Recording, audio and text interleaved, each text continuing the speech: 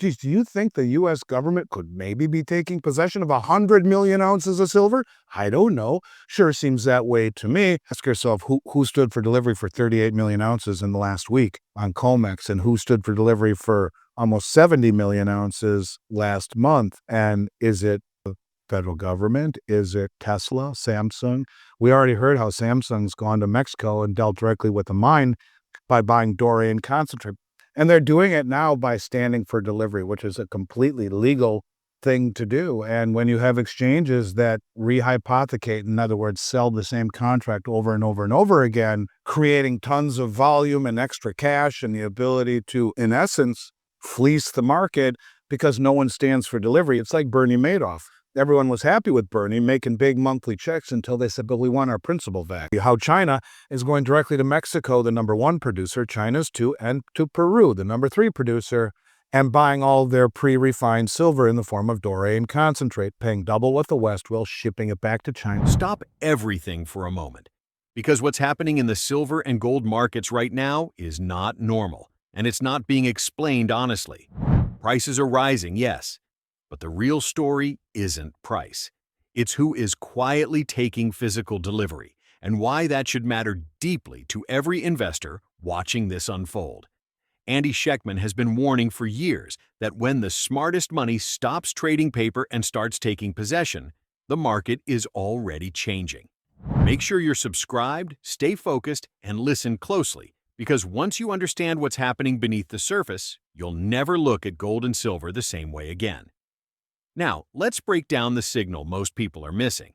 I am looking at a market that is seeing massive, and I mean massive, deliveries, Daryl, into Comex. To me, first and foremost, above all else, that's really what matters, because what you are witnessing are the most well-informed traders in the world. Forget about the fact that we're seeing billions and billions and billions and billions come into the market, into Comex, every single month, which no one's talking about on the mainstream, which I just don't get.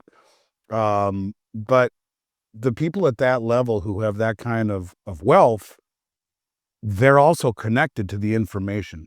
They're not doing it just for the hell of it.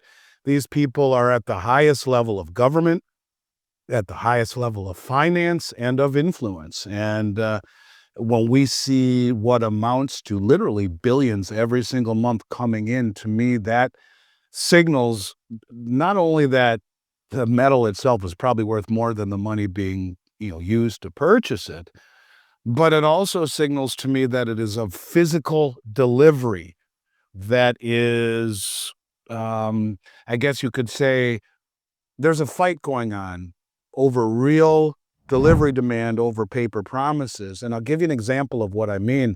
Now, this is what I'm about to tell you is true of everything we've seen every month since a year ago, November, when Trump won the election. But in the month of December, there was 3,706,000 ounces of gold delivered on Comex. Well, 3,706,000 times, at the time, $4,300 an ounce. Do the math. You're at, $13-14 billion. And how about the 64,730,000 troy ounces of silver stopped and issued and stopped? That's the same thing as delivered. What's 65 million ounces of silver worth at $80 an ounce? And if a mint box of silver maples or eagles weighs 42 pounds, what does 65 million ounces weigh? And at this level, it's not even the money, Daryl, as much as it is the information that is pushing these people to do it. Now, this has gone on again. Here we are in January, and we've seen roughly 6 or 7 days on the delivery month, which is not a major scheduled delivery month. And yet we've already seen in silver, almost 7,000 contracts stand for delivery. About pretty damn close to 35 million ounces of silver has already been delivered in January. So between December and January, you have 100 million ounces of silver that has stood for delivery. Now, there's still another 2 weeks left in the January contract, but this has been going on every single month. And I've been screaming about it on a central bank level since 2020. You go back and watch any of the 6,000 videos I did in that time frame, and you will see this has been a primary thesis of mine, that when the most well-funded and well-informed traders on the planet take possession and remove counterparty risk, stand for delivery at these kinds of numbers, which we've never seen this before on Comex, never. And where is the mainstream media with any journalistic integrity at all? Where is the idiot Jim Cramer? Where are all of these people who are supposedly doing what's right by the people that they're talking to, and instead they're leading them like the sheep to slaughter? This, to me, is all you need to know. Yes, on top of it, the United States government classified silver a critical mineral. Geez, do you think the U.S. government could maybe be taking possession of 100 million ounces of silver? I don't know. Sure seems that way to me. And forget about the fact that the European Union did it a year ago, and forget about the fact that China, everyone talks about them tightening the noose on exports. Well, what people don't really talk about is what they said in November, which is that we are prioritizing silver for domestic needs before anything else. Then they put on the export restrictions, and they're responsible for refining 70% of the world's silver doré. Yeah, things are getting very interesting. But in terms of the noise and the periphery, what else do you need to know? But that the biggest money in the world who knows the information actually probably creates the information, or is real close with those that do, says, yeah, let's stand for possession every month of billions and billions and billions. And don't tell anyone. I have to look over my back and make sure, I don't got someone looking to stab a knife in my shoulder, because I've been saying this for months on end now, and it's happening, and it's accelerating. December was the biggest delivery ever in silver, ever, for a month of December in the history of the Comex market, which goes back to 1974. So, Wow. I don't know, man. Things are starting to get crazy. And when you see these kind of deliveries instead of paper promises, when you see countries standing to change the rules by implementing strategic minerals lists, or tightening exports, this is becoming real very quickly. When we started the year 2025, silver went from the mid 20s, low 30s early in the year to upper 70s by year end, and now we're trading at almost 90. This is not, um, uh, and as far as I'm concerned, this isn't just a gradual rise in the price of silver. This is silver repricing, and gold repricing, which doubled. And I think these things are beginning to happen, and it's because that there has been, for many years, central bank suppression on both gold and silver in the West. Silver for the military-industrial complex, and gold because of Gibson's paradox, the inverse relationship between real interest rates and gold. So they had a vested interest, they being the Western elite, the central banks, in holding these things down. What makes things very different now than at any time I've ever done this is the ability to stand for delivery. And the countries that are doing so prior to whoever's doing it here in the U.S., these were, I think, countries that for many years were not sophisticated or coordinated or motivated or had any interest in challenging the West. And they're doing it now by standing for delivery, which is a completely legal thing to do. And when you have exchanges that rehypothecate, in other words, sell the same contract over and over and over again, creating tons of volume and extra cash and the ability to, in essence, fleece the market because no one stands for delivery, it's easy to do. But when everyone says, here's the vulnerability in the entire system, and it's about standing for delivery, it's like Bernie Madoff. Everyone was happy with Bernie making big monthly checks until they said, but we want our principal back. And then the whole thing fell apart. Well, it's the same thing here. It's the vulnerability to the Western system that has been exposed by countries that are coordinated and motivated and wealthy and sophisticated that were third world 20 years ago. Now they're not. And this is creating a very, very big problem.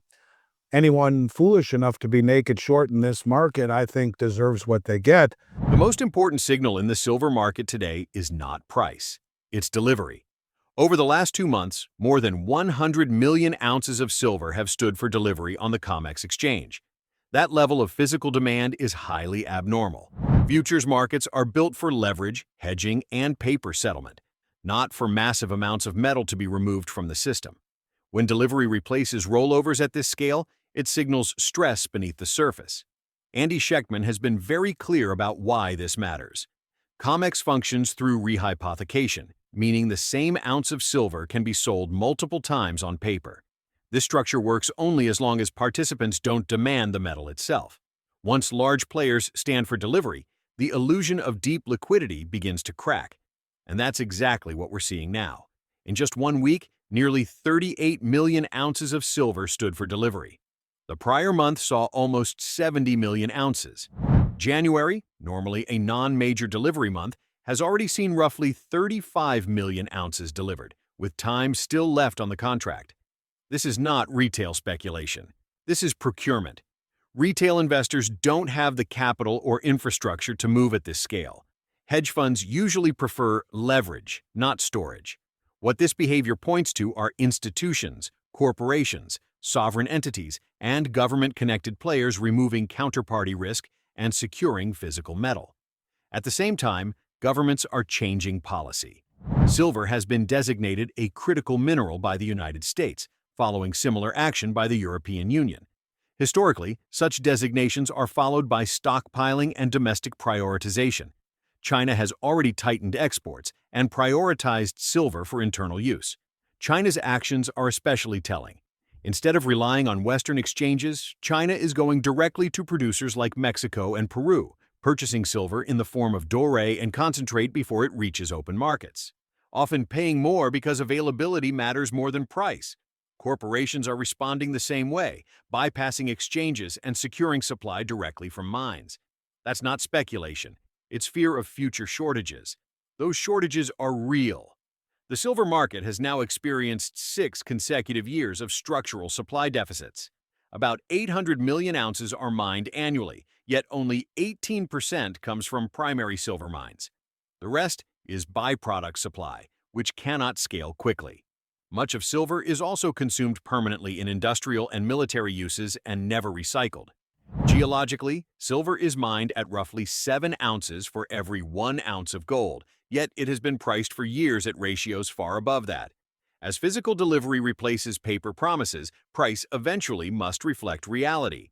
Andy's core message is simple. When the most informed players take possession, price becomes a lagging indicator. And that leads directly to the final question investors must ask. And I honestly believe that we will find that out sooner than later, as some of these banks are hemorrhaging. And there's a report out of the Economic Times that says it's the U.S. banks that are long, and that and they have quietly flip-flopped, leaving the European banks and maybe a bank or two in Canada naked, exposed to what could be an existential threat in the rise of metals prices. Well, I think the public will be last to the party. The industrial demand, I think, will come to some sort of very large battle with the big funds, the big money that's doing it from an investment standpoint, who will have a very hard time ignoring the gains that we're seeing in these markets that are blowing through all resistance levels and have outperformed everything. So at some point, ask yourself who stood for delivery for 38 million ounces in the last week on Comex, and who stood for delivery for almost 70 million ounces last month. And is it the federal government? Is it Tesla, Samsung? We already heard how Samsung's gone to Mexico and dealt directly with the mine by buying doré and concentrate. But that's the same thing I've been saying for 2 years now that China's been doing, as I was told by Sean Kuhn, a mutual friend of ours, the CEO of Dolly Varden, and Keith Neumeyer talks about it, how these banks, how China is going directly to Mexico, the number 1 producer, China's 2, and to Peru, the number 3 producer, and buying all their pre-refined silver in the form of doré and concentrate, paying double what the West will, shipping it back to China to refine it. Well, that's the exact same thing that Samsung is now doing. So you're seeing a situation where at some point the industrials who have to stockpile say, my God, it's going so fast and now everyone's going to buy it. If we don't jump in and take millions of ounces, we could be in big trouble. So you will see the industrials battle I believe, the hedge funds at some point and push the price massively higher. At the same time, now you have the governments involved as a critical mineral and limiting exports. And there are very few commodities that have plurality in use, right? Like you have monetary, you have military, you have industrial, and many forms of industrial.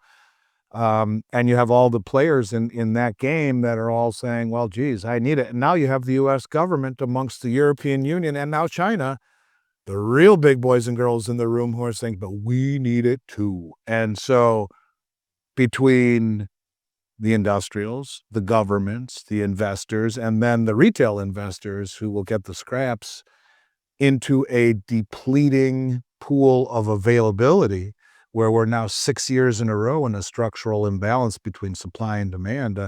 Only about, I don't know, 18% of what was mined last year, of the 800 million ounces, only about 160 million of the 800 million came from companies mining silver. That's it. The rest of it, and less than that, comes from byproduct mining of copper, lead, and zinc. And so, yeah, it's becoming something where demand is massively increasing, hasn't hit the mainstream yet for the retail public, but it's being driven by the highest money in the world at a period of time when we're going deeper and deeper and deeper into an imbalance between supply and demand. Mm. And it's coming out of the ground at 7-to-1.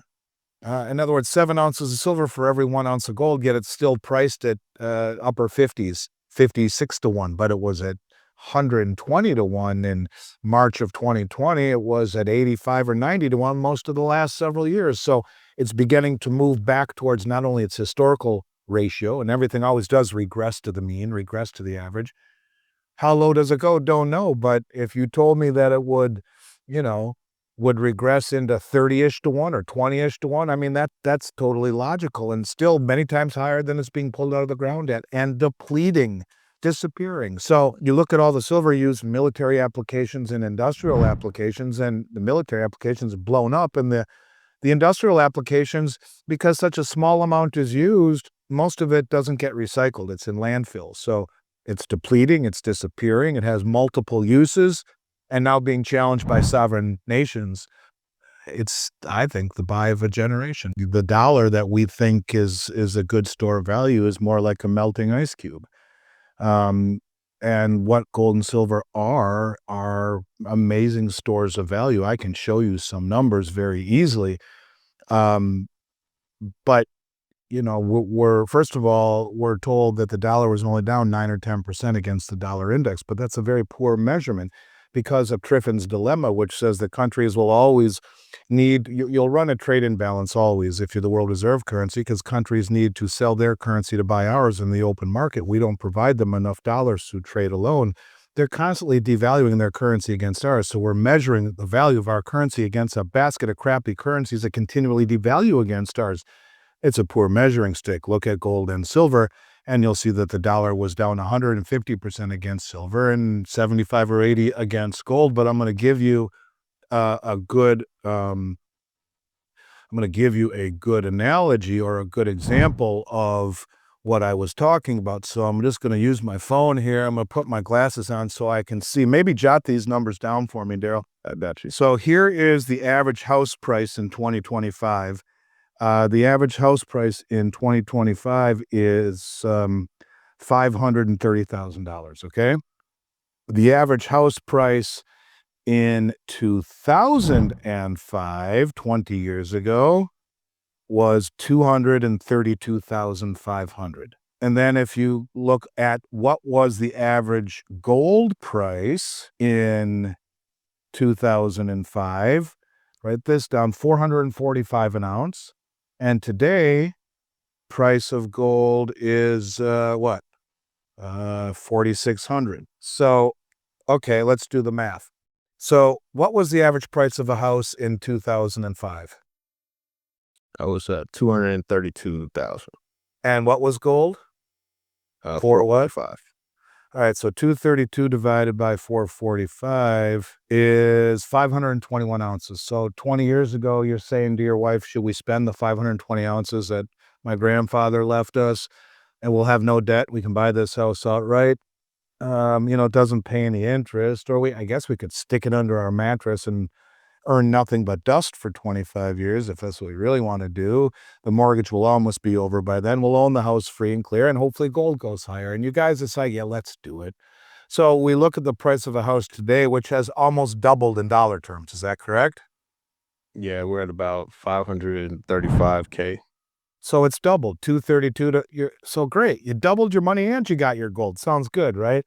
Well, it is good, because if we take a look at not selling that gold, and what I'm getting at here is that anything that you value as an asset price in dollars looks like it's going way up. It's doubled, over doubled. Measure it in gold and the prices are collapsing, because what are 521 ounces of gold worth today times 4,600? You're at almost $2.4 million, which buys you 5 houses at today's prices. 5. And that didn't earn any interest. So what gold is a way to maintain your purchasing power, and in some cases accentuate it.